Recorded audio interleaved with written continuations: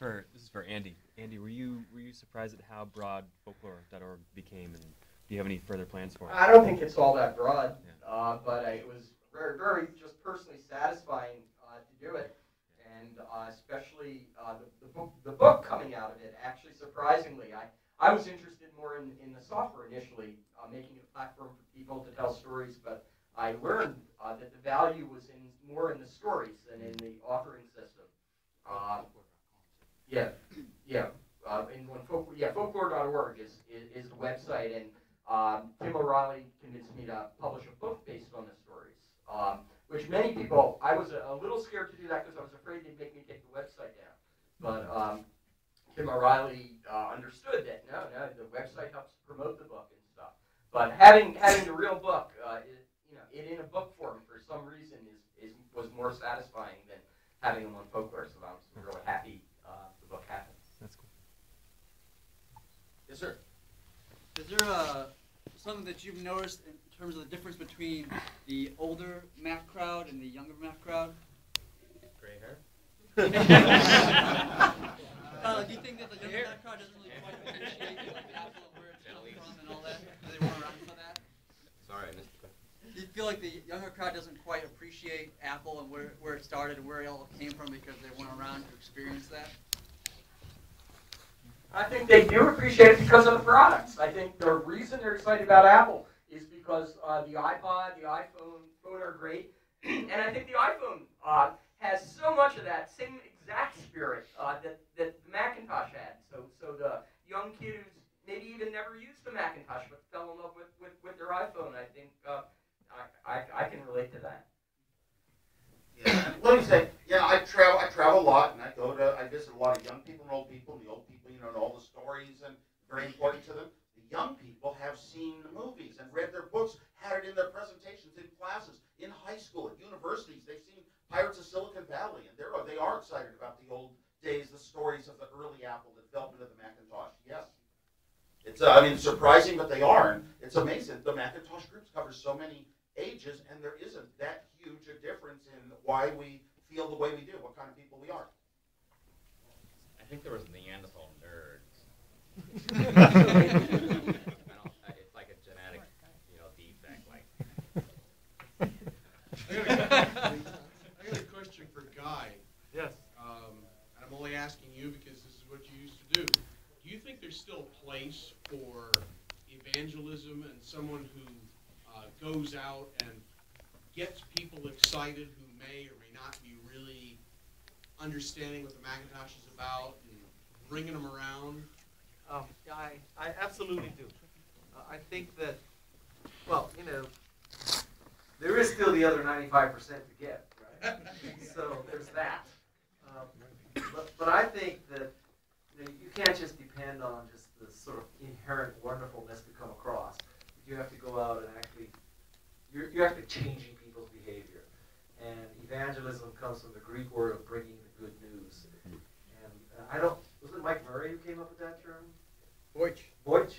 Yeah, Boych picked that as his job title. Yeah. And that was the first time that I heard it used. Okay, so Mike Boych, God, that is an old camera. Yeah, film.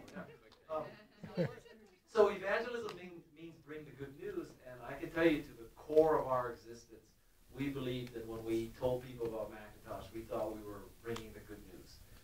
And I think the difference between evangelism and sales is that evangelism means that you have the other person's best interest at heart, whereas sales, you have your best interest at heart. And that's the difference between evangelism and sales. Would you say that is some? I think you just hit something on the head.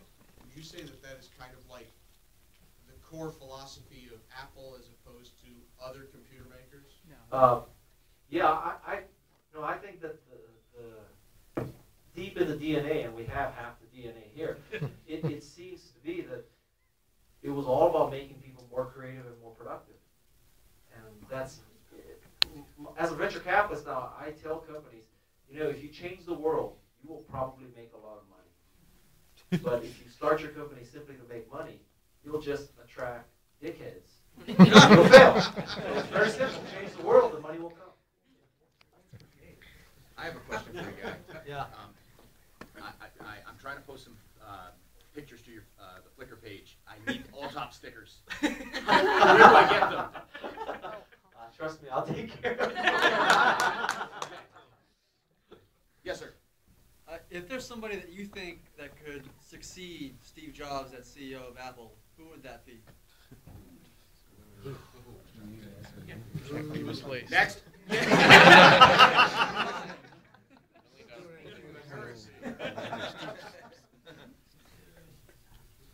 Anyone?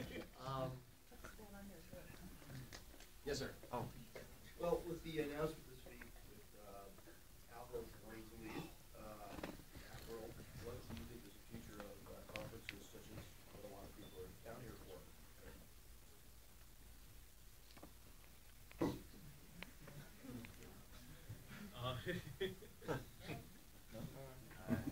Well, to some extent, I think the internet has made them not quite as important as they were. Like I just like listen to the people real time blogging it, right? I'm at my desk at work and I can follow it minute by minute by minute.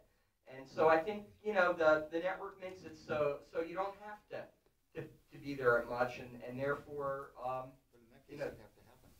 yeah. Well, you'll still need the announcements somewhere. It's just that the community really exists on the net first and foremost now, and then it's still great when people can meet each other. We could just do a show of hands. How many people would sign up for a Phil Schiller webinar? Phil's awesome. Yeah, no, Phil, how would you like to be Phil Schiller? My God, wow. Holy cow. The good news is you're replacing Steve Jobs. The bad news is you're going to talk about iPhoto upgrade. Where do I sign up, baby? If you look at